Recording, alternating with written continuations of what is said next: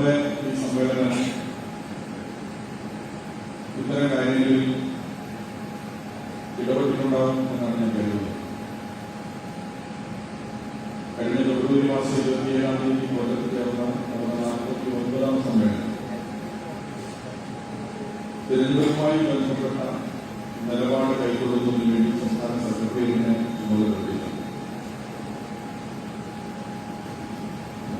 49-ാം സമ്മേളനത്തിൽ വളരെ പ്രധാനപ്പെട്ട ചില പ്രമേയങ്ങൾ നമ്മൾ ഔദ്യോഗിക പ്രമേയമായി അവതരിപ്പിക്കുകയും പാസാക്കുകയും ചെയ്തിട്ടുണ്ട്.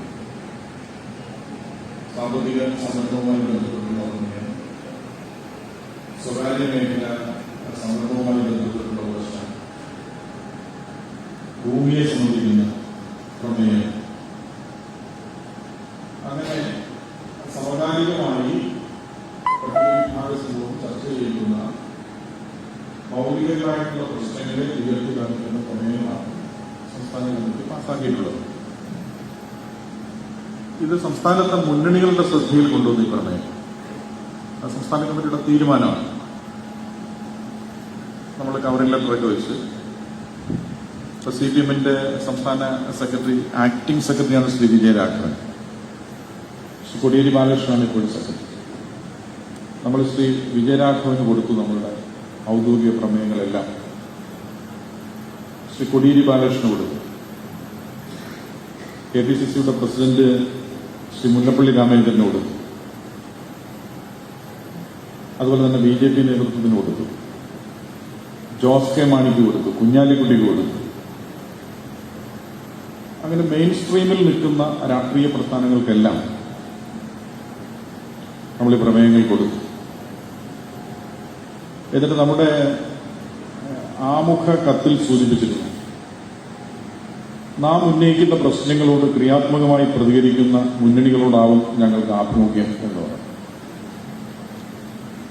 നിർഭാഗ്യം എന്ന് പറയട്ടെ, നമ്മൾ ഉയർത്തിയ ഒരു പ്രശ്നങ്ങളോട് കേരളത്തിലെ പ്രധാനപ്പെട്ട മുന്നണികൾ പ്രതികരിച്ചില്ല. അതിൽ ചില മാധ്യമങ്ങൾ എനിക്ക് ഇപ്പോൾ ഇവരുടെ ഈ ഇലക്ഷൻ മാനിഫെസ്റ്റോ ഒരു പ്രിന്റഡ് ഫോമിൽ രംഗത്ത് വന്നിട്ടില്ല. നിങ്ങൾ കണ്ടു കാണില്ല. ഇനിയിപ്പോൾ വീടുകളിൽ കൊണ്ടുവരും, അതിനോടൊക്കെ കാണാം. അത് പ്രകാശനം ചെയ്തതിന് ശേഷം PDF ആയി നമുക്കൊക്കെ കിട്ടി. അപ്പോൾ UDF-ന്റെ പ്രകടന പത്രിക വന്നപ്പോൾ അതിൻ്റെ 55-ാം പേജ് ഒന്ന് നോക്കാൻ എന്നോട് മെയിലിൽ അയച്ചു എന്നിട്ട് പറഞ്ഞു. അപ്പം 55-ാം പേജ് നോക്കിയപ്പോൾ ഈ ഭൂമാഫിയകളിൽ നിന്ന് ലാൻഡ് പിടിച്ചെടുത്ത് പട്ടികജാതി വർഗ വിഭാഗങ്ങൾക്ക് വിതരണം ചെയ്യും എന്നാണ് പറഞ്ഞത്. നമ്മൾ ആവശ്യപ്പെട്ടത് അതല്ല. ചെറുവള്ളി എസ്റ്റേറ്റ് നിങ്ങളുടെ ശ്രദ്ധയിൽപ്പെട്ടാണ്. KP യോഹന്നാന്റെ അധീനതയിലുള്ള ചെറുവള്ളി എസ്റ്റേറ്റ്. ഞാനിപ്പോൾ പാലയിൽ നിന്നാണ് വരുന്നത്. 2000 ഏക്കറിൽ കൂടുതലുണ്ട് ചെറുവള്ളി എസ്റ്റേറ്റ്. അത് പാട്ടക്കാലാവധി കഴിഞ്ഞ ഭൂമിയാണ്. പാട്ടക്കാലാവധി കഴിഞ്ഞ ഭൂമി എന്ന് പറഞ്ഞാൽ നമ്മുടെ പൊതുമുതലാണ്. പക്ഷെ KP യോഹന്നാൻ വിലയ്ക്ക് വാങ്ങി. ആ ഭൂമി സർക്കാർ ഏറ്റെടുക്കണം. MG രാജമാണിക്യം എന്ന് പറയുന്ന IAS ആയിരുന്നു. നിങ്ങൾ കേട്ടിട്ടുണ്ടാവും. എറണാകുളം ജില്ലാ കളക്ടറായിരുന്നു. അദ്ദേഹത്തെ സ്പെഷ്യൽ ഓഫീസറായിട്ട് നിയോഗിച്ചു. MG രാജമാണിക്യം ഒരു ഉത്തരവിറക്കി ഈ ഭൂമി എടുക്കാൻ വേണ്ടി ചെന്നു. അപ്പൊ KP യോഹന്നാനും മറ്റും ഹൈക്കോടതിയെ സമീപിച്ചു. ഹൈക്കോടതി ആ ഉത്തരവ് സ്റ്റേ ചെയ്തു. 2015-ലാണ്. ഹൈക്കോടതി സ്റ്റേ ചെയ്തപ്പോൾ സംസ്ഥാന ഗവൺമെന്റ് സുപ്രീം കോടതിയെ സമീപിച്ചു. സുപ്രീം കോടതി ഹൈക്കോടതി ഉത്തരവ് ശരിവെച്ചു. അങ്ങനെ മൊത്തത്തിൽ സ്റ്റേ ആയി. ഹൈക്കോടതി പറഞ്ഞത് എന്താണെന്നറിയാം? ഇതിങ്ങനെ സ്പെഷ്യൽ ഓഫീസർക്ക് ഉത്തരവിറക്കൊന്നും ചെയ്യാൻ പറ്റില്ല. നിങ്ങൾ മുൻസിഫ് കോടതിയെ സമീപിച്ച് അവകാശം സ്ഥാപിക്കാനാണ് പറഞ്ഞത്. അങ്ങനെ സംസ്ഥാന ഗവൺമെന്റ് പാലാ മുൻസിഫ് കോടതിയിൽ സിവിൽ സ്യൂട്ട് ഫയൽ ചെയ്ത് ഉത്തരവിന് വേണ്ടി കാത്തിരിക്കുകയാണ്. അത് കാത്തിരിക്കുന്ന സമയത്താണ് നിർദ്ദിഷ്ട ശബരിമല വിമാനത്താവളം ചെറുവള്ളി എസ്റ്റേറ്റ് ഏറ്റെടുത്ത് നടപ്പിലാക്കാനാണ് സംസ്ഥാന ഗവൺമെന്റ് തീരുമാനിച്ചത്. വലിയ വിവാദങ്ങളുണ്ടായി. KPMSന്റെ സ്റ്റേറ്റ്മെന്റൊക്കെ വന്ന് ശ്രദ്ധിച്ചാണ്. ഒരു കേസ് തീർന്നില്ലെങ്കിൽ എന്താ ചെയ്യുന്നത്? ഭൂമിക്ക് തുല്യമായ തുക കോടതിയിൽ കെട്ടിവെച്ച് ഭൂമി ഉപയോഗിക്കും. അന്തിമ വിധി വരുമ്പോൾ ഈ ഭൂമി നമുക്ക് അനുകൂലമായി വന്നില്ലെങ്കിൽ പൈസ അവർക്ക് കൊടുക്കണം. അങ്ങനെ ഒരു നീക്കം നടന്നപ്പോൾ KPMS പറഞ്ഞു, പണം കെട്ടിവെച്ച് ഭൂമി ഏറ്റെടുക്കാനുള്ള ശ്രമം ഉടമസ്ഥാവകാശവാദത്തെ ദുർബലപ്പെടുത്തും. അതുകൊണ്ട് പണം കെട്ടിവെക്കരുത്. സർക്കാർ ഭൂമി നിയമം മൂലം ഏറ്റെടുക്കാനാണ് ശ്രമിക്കേണ്ടത്. പണം കെട്ടിവെക്കരുത്. കെട്ടിവെച്ചാൽ നമ്മുടെ അവകാശവാദത്തെ അത് ദുർബലപ്പെടുത്തും എന്ന് പറഞ്ഞു. സംസ്ഥാന ഗവൺമെന്റ് പിന്തിരിഞ്ഞു. സമൂഹത്തിൽ നിന്ന് വലിയ എതിർപ്പുകൾ വന്നു. സംസ്ഥാന ഗവൺമെന്റ് പിന്തിരിഞ്ഞു. ഈ KP യോഹന്നാന്റെ റെയ്ഡ് നടന്നപ്പോൾ നിങ്ങളുടെ താറാവിന്റെ കൂട്ടിൽ പൈസ, നിർത്തിയിട്ടിരിക്കുന്ന കാറിൽ പൈസ, എത്ര കോടിയാണ് പിടിച്ചത്? ഇപ്പൊ കേന്ദ്ര ഏജൻസികൾ നികുതി ഇനത്തിൽ 50 കോടി ഉറുപ്പികയാണ് KP യോഹന്നാനായി അടയ്ക്കണം. അതുകൊണ്ട് അവരെന്ത് ചെയ്തു? ഈ തുകയ്ക്ക് തുല്യമായി പ്രോപ്പർട്ടി അറ്റാച്ച് ചെയ്യാൻ തീരുമാനിച്ചു. പ്രോപ്പർട്ടി ഏതാണ്? ചെറുവള്ളി എസ്റ്റേറ്റാണ്. ഞാൻ പറയുന്നത് നിങ്ങളെ ഗൗരവത്തിൽ കാണണം. സംസ്ഥാന ഗവൺമെന്റ് വിമാനത്താവളത്തിന് പൈസ കൊടുത്ത് ഏറ്റെടുക്കാൻ ശ്രമിക്കുമ്പോൾ സംസ്ഥാന ഗവൺമെന്റ് ശ്രമിക്കുന്ന പൈസ കൊടുക്കുമ്പോൾ അദ്ദേഹത്തിന്റെ ഉടമസ്ഥാവകാശം സ്ഥാപിക്കുന്നു. കേന്ദ്ര ഗവൺമെന്റിന് നികുതി അടയ്ക്കാൻ തുകയില്ലാത്തതുകൊണ്ട് ഭൂമി അറ്റാച്ച് ചെയ്യാൻ തീരുമാനിക്കുമ്പോൾ അറ്റാച്ച് ചെയ്യുന്നത് ഏത് ഭൂമിയാണ്? ചെറുവള്ളി എസ്റ്റേറ്റാണ്. അപ്പൊ കേന്ദ്ര ഏജൻസിയും യോഹന്നാന്റേതാണെന്ന് സ്ഥാപിക്കാൻ ശ്രമിക്കും. അവിടെയാണ് നമ്മൾ നിൽക്കുന്നത്. നമ്മുടെ സമ്മേളനത്തിൽ നമ്മൾ പറഞ്ഞത്, കാലാവധി കഴിഞ്ഞ പട്ടക്കാലാവധി കഴിഞ്ഞ ഭൂമി ഏറ്റെടുക്കുന്നതിന് സർക്കാർ മുനിസിപ്പൽ കോടതിയിലൊക്കെ പോയി നൂറ്റാണ്ടുകളോളം സമയം കളഞ്ഞ് നമ്മുടെ ഖജനാവിലെ പൈസയും കളഞ്ഞ് നടക്കേണ്ട കാര്യമില്ല. ഫലപ്രദമായ ഒരു നിയമം കൊണ്ടുവന്നാൽ 5 ലക്ഷം ഏക്കറിൽ കൂടുതൽ, 5 ലക്ഷം ഹെക്ടറിൽ കൂടുതൽ ഭൂമി സംസ്ഥാനത്തുണ്ട്. ആ ഭൂമി ഏറ്റെടുക്കാൻ സംസ്ഥാന ഗവൺമെന്റിന് കഴിഞ്ഞാൽ കേരളത്തിലെ പട്ടിക വിഭാഗങ്ങളുടെ ഭൂപ്രശ്നത്തിന് വലിയൊരളവിലും പരിഹാരം ഉണ്ടാക്കാൻ പറ്റും.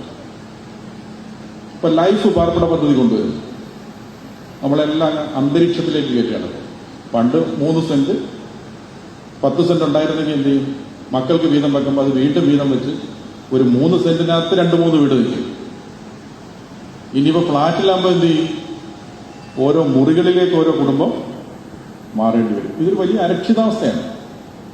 ഇതിന്റെ ഒരു ടിപ്പിക്കൽ മോഡൽ നമ്മൾ കാണണമെങ്കിൽ തിരുവനന്തപുരത്ത് ചെങ്കൽച്ചൂളയിലേക്ക് നമ്മൾ പോയാൽ മതി. വലിയ അരക്ഷിതാവസ്ഥയാണ്. അപ്പൊ ഗവൺമെന്റ് അടിയന്തിരമായി പാർപ്പിട പ്രശ്നത്തിന് പരിഹാരം കാണാനാണ് ലൈഫ് കൊണ്ടുവരുന്നതെങ്കിൽ KPMS മുന്നോട്ട് വെച്ച അഭിപ്രായം, പട്ടിക വിഭാഗങ്ങളുടെ ഭൂപ്രശ്നത്തെ പാർപ്പിട പ്രശ്നമായി ചുരുക്കി കാണരുത്. അവരുടെ ഭൂപ്രശ്നം എന്താണ്? അവരുടെ അധ്വാനശേഷിയെ കെട്ടഴിച്ചു വിടാൻ കഴിയുന്ന മണ്ണ് അവർക്ക് കൊടുക്കണം, അല്ലാതെ വീട് വെക്കാൻ വേണ്ടി മാത്രമല്ല. അപ്പൊ ഈ ഭൂപ്രശ്നത്തെ ചുരുക്കുകയാണ്, പാർപ്പിട പ്രശ്നമായിട്ട് ചുരുക്കുകയാണ്. ഇപ്പൊ ലൈഫ് വന്നപ്പോൾ നമ്മൾ എതിർത്തു, KPMS എതിർത്തു. ഇപ്പൊ മുഖ്യമന്ത്രി കൂടി പങ്കെടുത്തൊരു യോഗത്തിൽ നമ്മൾ ഉന്നയിച്ചൊരു ആവശ്യം, ഇപ്പൊ നമ്മുടെ നാട്ടിൽ ഫ്ളാറ്റ് ഉണ്ട്, നിങ്ങളുടെ ഇവിടെ പരിസരത്ത് ഫ്ളാറ്റുകളിലാണ്. ഫ്ളാറ്റ് ഒരു ഫാഷനാണത്. സമ്പന്നര് താമസിക്കുന്ന കോടിക്കണക്കിന് രൂപ വരെയുള്ള ഫ്ളാറ്റ് ഉണ്ട്. അവിടെ എങ്ങനെയാണ്? ജിം ഉണ്ടാവും, ബ്യൂട്ടി പാർലർ ഉണ്ടാവും, അതുപോലെ തന്നെ പാർക്ക് ഉണ്ടാവും, തിയേറ്റർ ഉണ്ടാവും, ഷോപ്പിംഗ് മാൾ ഉണ്ടാവും. അപ്പോ വിദ്യാഭ്യാസത്തിനും വിനോദത്തിനും എല്ലാം ഉതകുന്ന ടൗൺഷിപ്പുകളാണ് ഇപ്പോൾ നമ്മുടെ നാട്ടിലുള്ള ഫ്ളാറ്റുകൾ. പട്ടികജാതിക്കാരുടെ ഫ്ളാറ്റിന് ഈ സൗകര്യമല്ല ഉണ്ടോ? അപ്പൊ നമ്മൾ പറഞ്ഞൊരു കാര്യം, നിങ്ങൾ ഫ്ളാറ്റ് കൊടുക്കുകയാണെങ്കിൽ കൊടുത്തു, പക്ഷെ അവന്റെ വിദ്യാഭ്യാസത്തിനും വിനോദത്തിനും അവന്റെ ആരോഗ്യ പരിരക്ഷയ്ക്കും ഉതകുന്ന എല്ലാ സൗകര്യങ്ങളുമുള്ള ടൗൺഷിപ്പുകളാക്കി കൊടുക്കണം. അപ്പൊ ബഹുമാനപ്പെട്ട മുഖ്യമന്ത്രി പറഞ്ഞു, അത് നിങ്ങൾ അജ്ഞത കൊണ്ട് പറയുന്നതാണ്. പ്രോജക്റ്റ് അത് തന്നെയാണ്. പക്ഷെ നടപ്പിലായ പ്രോജക്റ്റുകളിലൊന്നും നമ്മൾ പറയുന്ന ടൗൺഷിപ്പുകളായില്ല. അതുകൊണ്ട് നയപരമായി നമുക്കിതിനെ എതിർക്കേണ്ടി വരും. ഞാൻ പറഞ്ഞു വന്നൊരു കാര്യം, ഭൂപ്രശ്നത്തെ നമ്മളിങ്ങനെയാണ് കൊണ്ടുവന്നത്. ഇപ്പൊ ഈ അന്യ സംസ്ഥാനങ്ങൾ അതിരുകൾ അടച്ചല്ലോ, കോവിഡ് വന്നു, കർണാടക അടച്ചു, തമിഴ്നാട് അടച്ചു.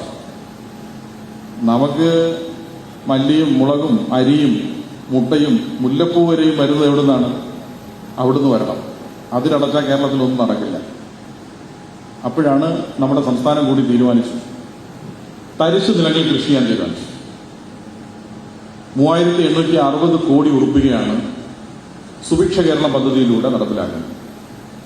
അങ്ങനെ നടപ്പിലാക്കുമ്പോൾ അധ്വാനിക്കുന്നവന് ഭൂമി കൊടുക്കാതെ എങ്ങനെയാണ് ഈ കാർഷിക പ്രശ്നത്തിന് അല്ലെങ്കിൽ ഈ പുതിയതായി കൊണ്ടുവരുന്ന ഈ സുഭിക്ഷ കേരളം പദ്ധതി എങ്ങനെ വിജയിപ്പിക്കാൻ പറ്റും?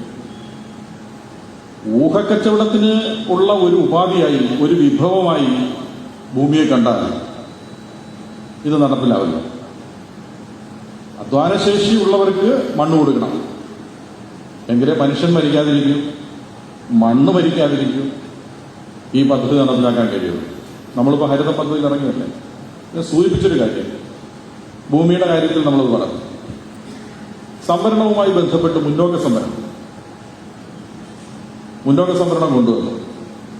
കൊണ്ടുവന്നപ്പോൾ ഞാനിപ്പോ പാലയിലും പറഞ്ഞു, അടുത്ത സമയത്ത് എറണാകുളത്ത് ഒരു സമ്മേളനം നടന്നു, നിങ്ങളുടെ ശ്രദ്ധയിൽപ്പെട്ട ആഗോള തമിഴ് ബ്രാഹ്മണ സമ്മേളനം. എറണാകുളത്ത് ഹയത്ത് ഇന്റർനാഷണൽ എന്ന് പറയുന്ന ഹോട്ടൽ, യൂസുഫ് അലിയുടെ ഹോട്ടലിൽ വെച്ച് നടന്നു. തമിഴ് ബ്രാഹ്മണ സമ്മേളനത്തിൽ അവർ നടത്തിയ പ്രധാനപ്പെട്ട ഒരു സെഷൻ ചാതുർവർണ്ണ വ്യവസ്ഥിതിയുടെ കാലിക പ്രസക്തി. ചാതുർവർണ്ണ വ്യവസ്ഥിതിയൊക്കെ പോയിട്ട് കാലം എത്രയാണ്?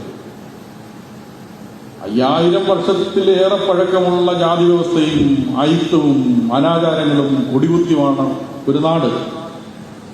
ഇവിടെ ജനാധിപത്യം വന്നു, നിയമം മൂലം ഇവിടെ അയിത്തം നിരോധിച്ചു, ക്ഷേത്രപ്രവേശനം വന്നു, നമുക്ക് സഞ്ചാര സ്വാതന്ത്ര്യം കിട്ടി.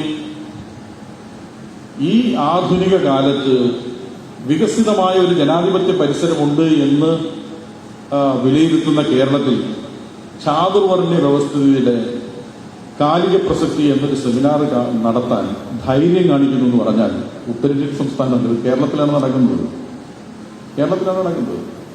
ആ സമ്മേളനം ഉദ്ഘാടനം ചെയ്തതാരാണ്? ജസ്റ്റിസ് ചിദംബരേഷ്, ഹൈക്കോടതിയിലെ ജഡ്ജിയാണ്. അദ്ദേഹം പറഞ്ഞത് എന്താണെന്നറിയോ? സ്ഥിരോത്സാഹമുള്ള പ്രതിഭാശാലികളായ മിടുക്കന്മാരായ ബ്രാഹ്മണ കുട്ടികൾക്ക് സംവരണമുള്ളതുകൊണ്ട് അവസരങ്ങൾ നഷ്ടപ്പെടുന്നു എന്നാണ് പറഞ്ഞത്. പ്രതിഭയുള്ള, കഴിവുള്ള, മിടുക്കനായിട്ടുള്ള ബ്രാഹ്മണ കുട്ടികൾക്ക് ഈ സംവരണം ഉള്ളതുകൊണ്ട് അവരുടെ അവസരങ്ങൾ നഷ്ടപ്പെട്ടു പോവുകയാണ് എന്നാണ് പറഞ്ഞത്. ഇപ്പൊ സംവരണം കൊടുത്തത് ആർക്ക്? അവർക്കെന്നെ കൊടുത്തത്. ഇപ്പൊ ചിദംബരേശ്വർ പറയുമെന്നാണ് നമുക്ക് അറിയേണ്ടത്. എന്നിട്ട് ചാതുർവർണ്ണ വ്യവസ്ഥിതിയുടെ കാലിക പ്രസക്തി ചർച്ച ചെയ്യുമ്പോൾ അഗ്രഹാരങ്ങളുടെ പരിപാവനത, പുനർജന്മത്തിന്റെ അതിന്റെ പുണ്യം, ഇതൊക്കെയാണ് ചർച്ച ചെയ്യുന്നത്. ബ്രാഹ്മണ ജന്മത്തിന്റെ മഹത്വം, പുനർജന്മത്തിന്റെ പുണ്യം, അഗ്രഹാരങ്ങളുടെ പരിപാവനത, ഇതൊക്കെയാണ് കേരളത്തിൽ ചർച്ചയ്ക്ക് വിധേയമായ ചാതുർവർണ്ണ വ്യവസ്ഥയുടെ കാലിക പ്രസക്തി എന്ന സെമിനാറിലെ വിഷയം. നമ്മൾ നവോത്ഥാനം പറയുന്ന നാടാണ്. ആ നവോത്ഥാനം പറയുന്ന നാട്ടിൽ ഇങ്ങനെ ഒരു സെമിനാർ നടക്കുമ്പോൾ നിങ്ങളുടെ സമ്മേളനത്തിൽ നിങ്ങളത് ചർച്ച ചെയ്യുന്നുള്ളതാണ് പ്രശ്നം. ഇവിടെ ഈ തെരഞ്ഞെടുപ്പുമായി ബന്ധപ്പെട്ട് വലിയ ഡിബേറ്റ് നടക്കുകയാണ്. ആ വലിയ ഡിബേറ്റ് നടക്കുന്നതിൽ കേരളത്തിന്റെ പുരോഗമന ജനാധിപത്യ പരിസരം നമ്മൾ വലിയ ഊറ്റം കൊള്ളുന്നവരാണ്. നവോത്ഥാനത്തിന്റെ നാട്, പരിഷ്കൃത സമൂഹം, പുരോഗമന വീക്ഷണം, സാമൂഹിക വിപ്ലവത്തിന്റെ വക്താക്കളാണ്. അങ്ങനെയെങ്കിൽ ഈ പുരോഗമന ജനാധിപത്യ പരിസരം ഉറപ്പിച്ചു നിർത്തും എന്ന് പ്രഖ്യാപിക്കേണ്ടവർ ഇന്ന് യാഥാസ്ഥിതികരോട് സമരസപ്പെടുകയാണ്. മുന്നോക്ക സംവരണം കൊടുത്തു. സ്ഥിതിവിവരക്കണക്കുകളുടെ അടിസ്ഥാനത്തിലാണോ? ആർക്കാണ് അധികാര നഷ്ടം സംഭവിച്ചത് എന്ന പഠനത്തിന്റെ അടിസ്ഥാനത്തിലാണോ? അല്ല. വിദ്യാഭ്യാസ രംഗത്ത്, രാഷ്ട്രീയ രംഗത്ത്, സാമൂഹ്യ രംഗത്ത്, തൊഴിൽ മേഖലയിൽ ആർക്കാണ് പങ്കാളിത്തക്കുറവുള്ളത്? പഠനമുണ്ടോ? കണക്കുണ്ടോ? ഇല്ല.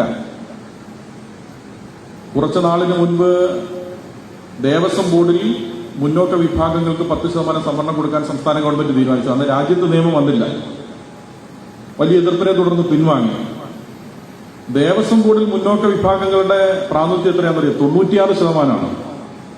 SNDPക്ക് 4% നമുക്ക് 0.2 ഉള്ളൂ. അപ്പൊ 96% പ്രാതിനിധ്യം ഉള്ളവർക്കാണ് വീണ്ടും 10% സംവരണമായിട്ട് കൊടുക്കാൻ പോകുന്നത്. അതേ അവസ്ഥ തന്നെയാണ് മുന്നോക്ക സംവരണം വന്നപ്പോൾ. സ്ഥിതിവിവര കണക്കില്ല, പഠനമില്ല. ആർക്കാണ് അധികാര നഷ്ടം വന്നത് എന്ന പഠനമില്ലാതെ കൊടുക്കാൻ തീരുമാനിച്ചു. ഇവിടെ കാർഷിക നിയമങ്ങൾ നടപ്പിലാക്കില്ല എന്ന് പ്രഖ്യാപിക്കുന്ന സംസ്ഥാന ഗവൺമെന്റ്, പൗരത്വ ഭേദഗതി നിയമം ഈ സംസ്ഥാനത്ത് നടപ്പിലാക്കില്ല എന്ന് പ്രഖ്യാപിക്കുന്ന സംസ്ഥാന ഗവൺമെന്റ്, മുന്നോക്ക സംവരണം മുൻകാല പ്രാബല്യത്തോടുകൂടി നടപ്പിലാക്കി. അതാണ് കേരളത്തിലെ സ്ഥിതി. ഈ മുന്നോക്ക സംവരണത്തിന്റെ ഗുണം കിട്ടിയ NSS ഇപ്പൊ ഈ ഗവൺമെന്റിന് എന്തെങ്കിലും അനുഭാവം ഉണ്ടോ? ഒരനുഭാവവും ഇല്ല. ഇപ്പൊ എന്താണ്, അടിത്തറ ഇളക്കിയവരെ കൂടുതൽ ആനുകൂല്യങ്ങൾ കൊടുത്തുകൊണ്ടേയിരിക്കുകയാണ്. ശബരിമല പ്രശ്നവുമായി ബന്ധപ്പെട്ടുള്ള കേസുകളൊക്കെ എഴുതിത്തള്ളാൻ പറഞ്ഞു, അതും എഴുതിത്തള്ളി. എന്നിട്ടും ആക്രമിക്കുകയാണ്. ഇവിടെ പരിഷ്കരണത്തിന് വേണ്ടി നിലയുറപ്പിച്ച പിന്നോക്ക വിഭാഗങ്ങൾ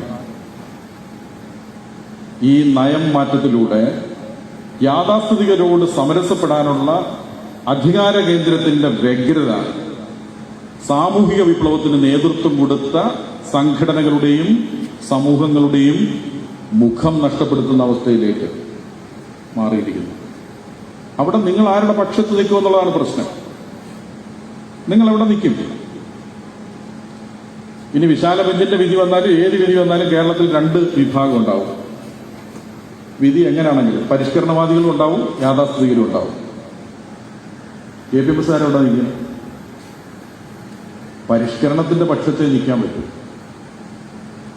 കാരണം നമ്മളോട് പറഞ്ഞു ഉഗ്രശാസനകൾ ഉണ്ടായ നാടാണ് കേരളം, മാറ് മറയ്ക്കരുത് എന്ന് പറഞ്ഞു. നിങ്ങൾ മറച്ചില്ലേ? മാറ് മറച്ചില്ലേ? അധസ്ഥിത സ്ത്രീത്വത്തിന്റെ അടയാളമായി കല്ലയും മാലയും ധരിക്കാൻ പറഞ്ഞു. അവിടെ ആ കല്ലയും മാലയും അരിഞ്ഞു വീഴ്ത്തി എന്ന് മാത്രമല്ല അഗ്നിക്കിരയാക്കിയ നാടാണ്. പെരുന്നാട് പോലെയുള്ള നിണമണിഞ്ഞ ചരിത്രത്തിന്റെ സമര ചരിത്രം പേറുന്ന നാടാണ് കേരളം. പൊതു ഇടങ്ങളിൽ നിങ്ങൾ നടക്കരുത് എന്ന് പറഞ്ഞു. അയ്യൻകാളിയും അനുചരന്മാരും ഈ രാജവീഥികളിലൂടെ നടന്നുവെന്ന് മാത്രമല്ല, ഇത് പൊതുവഴികളാക്കി മാറ്റി. വിദ്യയുടെ വെളിച്ചം നിങ്ങൾ നുകരരുത് എന്ന് പറഞ്ഞു. അക്ഷരദേവി ക്ഷേത്രങ്ങളിൽ അഗ്നിക്കിരയായെങ്കിലും വിദ്യയുടെ വെളിച്ചം നേടി ഈ സമൂഹം. എന്തൊക്കെ ചെയ്യരുതെന്ന് പറഞ്ഞോ അതെല്ലാം ചെയ്തു. വിശ്വാസവും ആചാരവും രണ്ടും രണ്ടാണ്. കേരളത്തിന്റെ ചരിത്രം പരിശോധിച്ചാൽ, ആത്മീയ രംഗം പരിശോധിച്ചാൽ വിമോചനാത്മകമായ വിശ്വാസധാരയുടെ വക്താക്കളാണ് കേരളത്തിന്റെ നവോത്ഥാന നായകന്മാരെല്ലാം. ശ്രീനാരായണ ഗുരു ആത്മീയ രംഗത്ത് വലിയ വിപ്ലവം നയിച്ച പരിഷ്കരണം. ശ്രീനാരായണ ഗുരു പറഞ്ഞു തന്നെ എന്താണ്? മാറ്റമാണ് ഈശ്വരൻ. വിഗ്രഹം പ്രതിഷ്ഠിച്ചു. 1888 അരുവിപ്പുറത്ത് ശിവനെ പ്രതിഷ്ഠിച്ചു. പക്ഷെ അദ്ദേഹം പറഞ്ഞു മാറ്റമാണ് ഈശ്വരൻ. ഈ വിഗ്രഹങ്ങൾക്ക് എന്റെ സമൂഹത്തെ രക്ഷിക്കാൻ കഴിയില്ല, വിദ്യാലയങ്ങളാണ് വേണ്ടതെന്ന് പറഞ്ഞു. പക്ഷെ അന്ന് ഗുരു വിദ്യാലയം സ്ഥാപിക്കാൻ പോയാൽ ആരെങ്കിലും ഗുരുവിന്റെ കൂടെ നിൽക്കുമോ? നിൽക്കില്ല. അതുകൊണ്ട് ഗുരു എന്ത് ചെയ്ത്? വിഗ്രഹം തന്നെ സ്ഥാപിച്ചു. എന്നിട്ട് അദ്ദേഹം പിന്നെ 5 തിരിയിട്ട വിളക്ക്, പഞ്ചലോഹത്തിൽ തീർത്ത പ്രഭ, ഉല്ലലയിലെ കണ്ണാടി, എന്നിട്ട് വിദ്യാലയത്തിലേക്ക് വന്നു. ആ മാറ്റം കാട്ടി വിദ്യാലയത്തിലേക്ക് വന്നു. ചട്ടമ്പിസ്വാമി കാഷായ വേഷം ധരിച്ചില്ല, കാട്ടിലിരുന്നില്ല. ഹൈന്ദവ വിശ്വാസധാരയ്ക്കുള്ളിലെ മാറാലകൾ മാറ്റുന്നതിന് വേണ്ടി അദ്ദേഹം ചിന്തിച്ചു, പ്രവർത്തിച്ചു, എഴുതി. ശ്രീനാരായണ ഗുരുവിനെയും കൂട്ടിക്കൊണ്ട് സവർണ ഗൃഹങ്ങളിലേക്ക് കടന്നു ചെന്നു. വേദാധികാര നിരൂപണം എന്ന ഗ്രന്ഥം പോലും രചിച്ചു അദ്ദേഹം. ആഗമാനന്ദ സ്വാമികൾ, വാക്പടാനന്ദൻ, ഇവരെല്ലാം കേരളത്തിൽ വിമോചനാത്മകമായ വിശ്വാസധാരയുടെ ആളുകളായി. ഇപ്പൊ നമ്മുടെ പ്രശ്നം എന്താണ്? ഇപ്പൊ നമ്മുടെ പ്രശ്നം ആത്മീയ രംഗത്ത് ആശയസമരമില്ല, വിമോചനാത്മകമായ വിശ്വാസധാരയുമില്ല, ആത്മീയ രംഗത്ത് ആശയസമരവുമില്ല. ഇപ്പൊ എന്താണ്? വിശ്വാസ ഭീകരതയാണ്. ആ വിശ്വാസ ഭീകരത ഈ നാടിനെ എവിടെയും എത്തിയില്ല. 936 നമുക്ക് ക്ഷേത്രപ്രവേശന വിളംബരം ഉണ്ടായി ക്ഷേത്രങ്ങളിൽ കയറാൻ പറ്റിയത്. ഇവിടെ നമ്മുടെ വൈക്കം ക്ഷേത്രത്തിൽ നടന്ന സമരം ക്ഷേത്രത്തിൽ കയറാൻ വേണ്ടിയായിരുന്നു.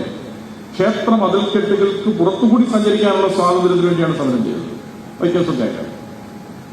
പക്ഷെ 36 ആയപ്പോഴും ക്ഷേത്രത്തിൽ കയറി. ഇപ്പോഴോ ശ്രീകോവിലിനുള്ളിൽ ആവണിപ്പലകയിലിരുന്ന് മന്ത്രോച്ചാരണം നടത്തുന്ന ദളിത് പൂജാരികളുണ്ടായിരിക്കുന്നു.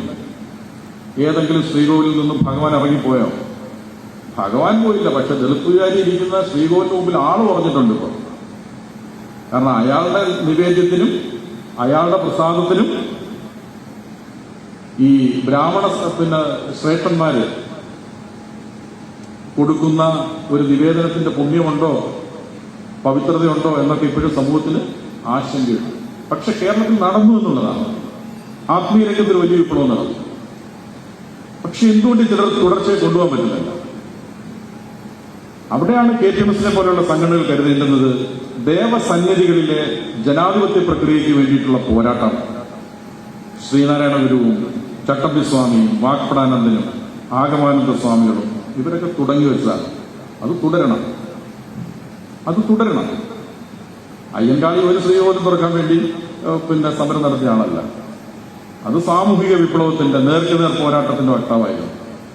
പക്ഷെ നമ്മൾ ഈ സമൂഹത്തിൽ ജീവിക്കുമ്പോൾ ഈ സാമൂഹിക വ്യവഹാരങ്ങളിൽ ഇടപെടാൻ, പരിഷ്കരിക്കാൻ നമുക്ക് കഴിയേണ്ടതായിട്ടുണ്ട്. അതുകൊണ്ട് അതിന് പറ്റുന്ന നിലയിലേക്ക് നമ്മുടെ ചിന്തകൾ, ഞാൻ പറയുന്നത് ഇന്നത്തെ ഈ കളരി, ഇതൊരു കളരിയായിട്ട് ഞാൻ പറയണം, ഇതൊരു കളരിയാണ്. ഈ കളരിയിൽ ഇവിടെ ഉണ്ടായ ചർച്ചകളിൽ നിങ്ങളുടെ ചിന്താമണ്ഡലത്തിൽ ഒരു മറുപടി ഉരുത്തിരിഞ്ഞിട്ടുണ്ട്. ഇവിടെ നടന്ന ചർച്ചയിൽ ഒരു മറുപടി ഉരുത്തിരിഞ്ഞിട്ടുണ്ട്. ആ മറുപടിയിൽ നിന്നുകൊണ്ട് കേരളത്തിൽ ഉണ്ടായിക്കൊണ്ടിരിക്കുന്ന യാഥാസ്ഥിതികവാദികളുടെ അല്ലെങ്കിൽ പൊതുവിലുള്ള ജീർണതയ്ക്കെതിരെ ഒരു സാംസ്കാരിക പ്രതിരോധത്തിന് നിങ്ങൾ തയ്യാറെടുക്കാൻ ഇന്നത്തെ നിങ്ങളുടെ മറുപടിയും ചിന്തയും നിങ്ങൾക്ക് കരുത്തു പകരേണ്ടതുണ്ട്. അത് കരുത്ത് പകരേണ്ടതുണ്ട് എന്ന് ഞാൻ പറയുമ്പോൾ ഒരു 2-3 കാര്യം. ഒന്ന്, KTMS ഇങ്ങനെയൊക്കെ ചിന്തിക്കാൻ പറ്റുമോ? ഇതൊരു ജാതി സംഘടനയാണ്, നിങ്ങൾ അത്യാവശ്യം പത്രികയും കല്യാണവും യോഗവും ഇതൊക്കെ മതിയല്ലോ എന്ന് ചിന്തിക്കുന്ന ആളുകളാണ്. പക്ഷെ അങ്ങനല്ല. നമ്മുടെ സംഘടനയ്ക്ക് ഇപ്പൊ എത്ര വയസ്സായി? 50 വയസ്സായി. 50 വയസ്സെന്ന് പറഞ്ഞാൽ യുവത്വമുണ്ടോ? ഉണ്ട്. എങ്കിലും പക്വമായ, പ്രതികരണശേഷിയുള്ള, തിരിച്ചറിവുള്ള ഒരു പ്രസ്ഥാനമായി KTMS കേരളത്തിന്റെ സാമൂഹിക ഘടനയിൽ നിൽക്കുകയാണ്. അത് നിൽക്കുമ്പോൾ സമകാലികമായി ഉയർന്നു വന്ന കേരളത്തിലെ മുദ്രാവാക്യങ്ങളോട് നമ്മളങ്ങനെ പ്രതികരിച്ചു എന്നുള്ളതാണ് പ്രശ്നം. ഇവിടെ ഈ അടുത്ത കാലത്ത് ഇന്ന് അധികാരത്തിലിരിക്കുന്ന ഗവൺമെന്റ് ആ ക്യാമ്പയിൻ നയിക്കുമ്പോൾ കൊണ്ടുവന്നു നവകേരളം, ഒരു പുതിയ കേരളത്തെ സൃഷ്ടിക്കുകയാണ്. അപ്പൊ നമ്മൾ പറഞ്ഞത് എന്താ? നവകേരളം നിങ്ങൾ സൃഷ്ടിച്ചോളൂ, പക്ഷെ അത് നവോത്ഥാന മൂല്യങ്ങളുടെ അടിത്തറയിലാണ്. നമ്മുടെ പൂർവികർ ഈ നാടിന്റെ ഉമ്മറത്ത് കൊളുത്തി വെച്ച നവോത്ഥാനത്തിന്റെ തിരി അണയരുത്. ജീർണതകളെ ഈ ശക്തി കൊണ്ട് പ്രതിരോധിക്കണം. അതുകൊണ്ട് നവകേരളം നവോത്ഥാനത്തിന്റെ അടിത്തറയിലാകണം. രണ്ടാമത്, പ്രളയം വിഴുങ്ങിയ നാടിനെ പുനഃസൃഷ്ടിക്കാൻ ശ്രമിച്ചു ഗവൺമെന്റ്. അന്ന് ഗവൺമെന്റ് പറഞ്ഞു റീബിൽഡ് കേരള, കേരളത്തെ പുനഃസൃഷ്ടിക്കുന്നു. എമൗണ്ട് എത്രയാണ്? 31,000 കോടി രൂപ. 31,000 കോടി രൂപ മുടക്കി കേരളത്തെ പുനഃസൃഷ്ടിക്കാൻ റീബിൽഡ് കേരള എന്ന് പറഞ്ഞപ്പോൾ KTMS പറഞ്ഞു, നിങ്ങൾ റീബിൽഡ് കേരള നടത്തിക്കോളൂ, പക്ഷെ പുനഃസൃഷ്ടിക്കുന്ന കേരളം മാനുഷിക പാരിസ്ഥിതിക മൂല്യങ്ങളുടെ അടിത്തറയിലാകണം. നിങ്ങൾ പ്രകൃതിയെ നോവിച്ചതുകൊണ്ടാണല്ലോ ഈ പ്രളയം ഉണ്ടായത്. അതുകൊണ്ട് പാരിസ്ഥിതിക മൂല്യങ്ങൾ ഉണ്ടാകണം ഈ പുനർനിർമ്മിതി. നിങ്ങൾക്ക് രാഷ്ട്രീയ സ്വാധീനം കൊണ്ടോ പഞ്ചായത്ത് മെമ്പറിന്റെ സ്വാധീനം, പാർട്ടിയുടെ സ്വാധീനം കൊണ്ട് പുര കിട്ടേണ്ടവന് കിട്ടാതെ പോകരുത്. വീട് കിട്ടണം, അനുബന്ധ സൗകര്യങ്ങൾ കിട്ടണം, അവന്റെ പുനരധിവാസം സാധ്യമാകണം. അതിന് മാനുഷിക പരിഗണന വേണം. പാരിസ്ഥിതിക മാനുഷിക മൂല്യങ്ങളുടെ അടിത്തറയിലാകണം റീബിൽഡ് കേരള. പിന്നീട് നമ്മൾ കേരളത്തോട് പറഞ്ഞു, ഞങ്ങൾ പറയുന്നത് സമുദായത്തിന് വേണ്ടിയല്ല, ഞങ്ങൾ പറയുന്നത് സമൂഹത്തിന് വേണ്ടിയാണ് എന്ന് പറഞ്ഞു. എന്തുകൊണ്ട് പറഞ്ഞു? സ്വന്തം അസ്തിത്വങ്ങളിലേക്ക് മടങ്ങിപ്പോവുകയാണ് സമൂഹങ്ങൾ സ്വന്തം അസ്തിത്വങ്ങളിലേക്ക് മടങ്ങിപ്പോകുന്നു. അവൻ ശക്തി ആർജിക്കുന്നു. ആ സ്വന്തം അസ്തിത്വങ്ങളിലേക്ക് മടങ്ങിപ്പോകുന്ന ഒരു സാമൂഹിക ക്രമത്തിൽ ആശ്രയം നഷ്ടപ്പെടുന്നവന്റെ വാക്കും പ്രതിരോധവുമായി KTMS മാറി. അപ്പൊ KTMS സമുദായത്തിന് വേണ്ടിയല്ല പറഞ്ഞത്. KTMS പറഞ്ഞു, ഞങ്ങൾ പറയുന്നത് സമുദായത്തിന് വേണ്ടിയല്ല, സമൂഹത്തിന് വേണ്ടിയാണ്. ആ മുദ്രാവാക്യത്തെ നമ്മൾ പരിഷ്കരിച്ചു. ഇപ്പൊ നിങ്ങളുടെ പോസ്റ്ററിൽ കാണാം, നിങ്ങളുടെ നോട്ടീസിൽ കാണാം, നമ്മളെന്താ പറയുന്നത്? സഹവർത്തിത്വത്തിലൂടെ സാമൂഹിക പുരോഗതിയിലേക്ക്, സമുദായ പുരോഗതിയിലേക്ക് എന്നല്ല പറയുന്നത്, സാമൂഹിക പുരോഗതിയിലേക്ക് എന്ന് പറഞ്ഞാൽ ജാതിയുടെ പരിമിതികൾ മറികടന്ന് സമൂഹത്തിന്റെ പൊതു താൽപര്യങ്ങൾ മുൻനിർത്തി പരിഷ്കരണ പ്രക്രിയയ്ക്ക് നേതൃത്വം കൊടുക്കാൻ നവോത്ഥാന മുന്നേറ്റത്തിന് പോലും ഈ നാട് ഏൽപ്പിച്ചത് നമ്മളെയാണ്. ആ സംവാദത്തെ കേരളത്തിൽ ശക്തമായി നമ്മൾ നയിച്ചു. അതിന് ശേഷിയുള്ളവരാണെന്ന് നമ്മൾ തെളിയിച്ചു. അവിടെയാണ് ഇന്ന് KPMS നിൽക്കുന്നത്. 50 ആണ്ട് തികയുന്ന KPMS കേരളത്തിന്റെ പരിഷ്കരണ ചിന്തയുടെ നെറുകയിലാണ്. ഈ നാടിനെ നയിക്കാൻ പ്രാപ്തമായി നിൽക്കുന്ന ഒരു സാമൂഹിക പ്രസ്ഥാനമാണ് 50 ആണ്ട് തികഞ്ഞ ഈ പ്രസ്ഥാനം. ആ നിലയിൽ നിന്നുകൊണ്ട് പുതിയ കാലത്തെ വെല്ലുവിളികൾ ഏറ്റെടുക്കാം, പുതിയ കാലത്തെ പരിഷ്കരണ ചിന്തകൾക്ക് കരുത്തു പകരാൻ കർമ്മോത്സുകരായി രംഗത്ത് വരിക എന്നുള്ളതാണ് നമ്മുടെ ഉത്തരവാദിത്വം.